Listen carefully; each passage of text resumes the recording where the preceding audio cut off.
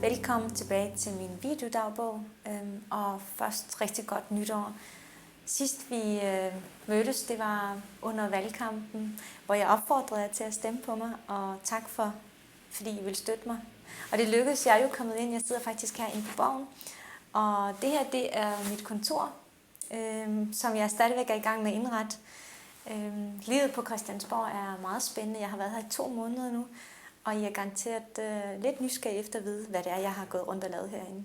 Så det vil jeg fortælle lidt om her med den her videodagbog. Som I ved, så har jeg jo siddet allerede i 4 udvalg, og de 2 af dem har jeg fokuseret meget på. Det ene er Europaudvalget, som er et meget spændende udvalg. Lige nu har der jo været den store debat om Lisbon-traktaten, om den skulle gå til folkeafstemning, eller om den skulle gå via Folketinget. Og personligt har jeg været tilhænger af, at den skulle bare ratificeres i Folketinget. Netop fordi den ikke var i strid mod grundloven. Men en ting er selve Lisbon-traktaten, noget andet er de 4 forbehold, som vi har.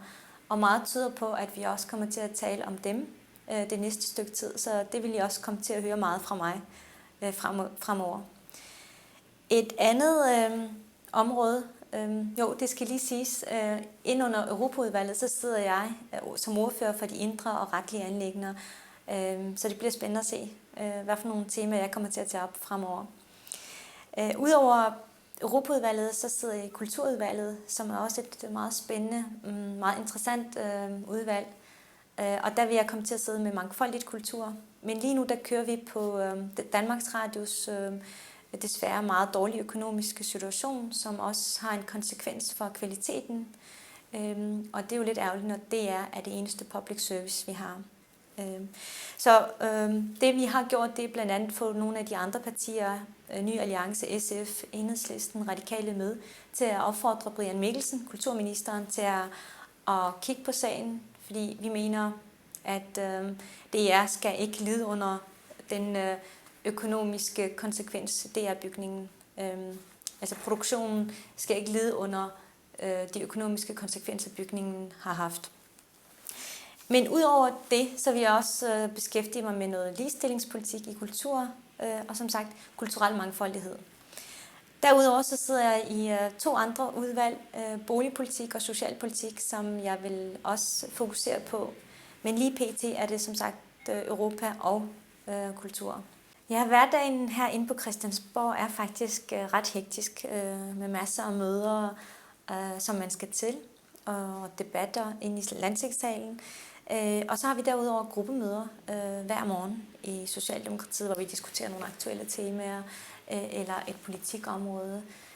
Og her senest diskuterede vi faktisk blandt andet den her meget berømte rapport, der hedder Danmarks Transportinfrastruktur 2020, som Infrastrukturkommissionen kom med her for et par dage siden.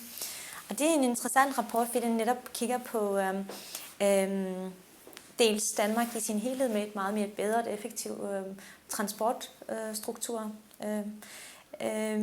Hvis man skal se på rapportens indhold i forhold til præcis København, så er det lidt tankevækkende, fordi at den er faktisk ikke så visionær, som jeg kunne tænke mig som københavner.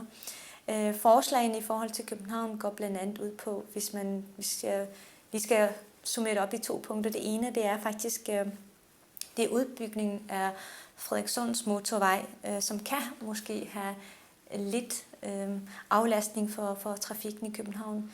Men spørgsmålet er, hvor meget. Det andet er, at man vil gerne anlægge en ringvej omkring København, men igen, jeg tror, betydningen er meget minimal for trafikken. København er jo enormt meget belastet af trafik, som vi ved. Så ikke specielt en særlig visionær rapport i forhold til netop trafikken i København. Og et eller andet sted, så undrede det mig lidt, fordi når jeg tænker på, at København skal være vært for den store internationale klimakonference i 2009, så er det lidt tankevækkende, at København ikke er blevet mere opprioriteret som et miljørigtig by. Så det kan godt være, at det er en god rapport, men den er bare ikke specielt visionær i forhold til København, og det er jeg personligt lidt ked af. Og ellers, ja, hvad sker der her inde på Borgen, udover møder og udvalgsmøder og debatter? På fredag skal jeg holde min første tale inde i Folketingssalen. Det er den såkaldte jomfrutale, og der er en sjov tradition med, at når man har holdt sin tale, så får man faktisk... Før i tiden var det 25 øre, i dag er det 1 krone, man giver. Dem, der sidder i salen, kommer ind og giver 1 krone, så det bliver spændende. Og min tale jeg skal være ordfører for Schengen-aftalen. Det ser jeg frem til, jeg er også spændt på det. Jeg håber, I får mulighed for at kigge med. Det bliver nemlig sendt live fra tinget. Og ellers vil jeg løbende hver måned lave den her videodagbog og fortælle lidt om, hvad jeg laver herinde på Borgen. Og jeg håber, I vil følge med, og I er meget velkommen til at skrive til mig med kommentarer, forslag, ja, generelt idéer. Jeg hører gerne fra jer. Ha' det godt.